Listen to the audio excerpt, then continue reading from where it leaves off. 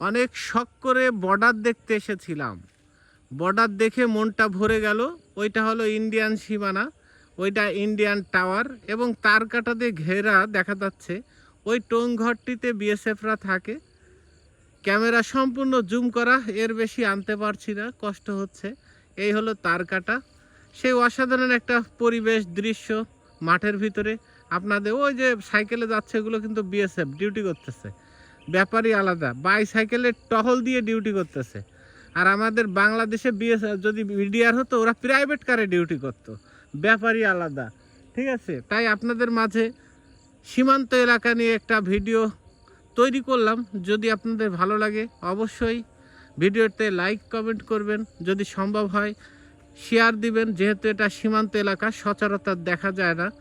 আর সবাইকে একটা জিনিস অনুরোধ করব, সীমান্ত এলাকায় কেউ যদি ঘুরতে আসেন অবশ্যই নিজের নিরাপত্তা নিজের চেষ্টা করবেন নিরাপত্তা রাখার জন্য। এটা অনুরোধ রইল অবশ্যই অবশ্যই, কারণ যখন তখন ওরা পটকা ফুটিয়ে আপনাকে শুইয়ে দিতে পারে। ঠিক আছে, তাই অনুরোধ রইল অবশ্যই সীমান্ত এলাকায় যারাই আসবেন না কেন নিজের সেফটি অবশ্যই রাখবেন। ঠিক আছে, ভিডিওটি এই পর্যন্ত ছিল। সবাই ভালো থাকেন, সুস্থ থাকেন। শুভ সন্ধ্যা, শুভরাত্রি সব দিয়ে শেষ করলাম। আল্লাহ হাফেজ। এই সেই টোং ঘর।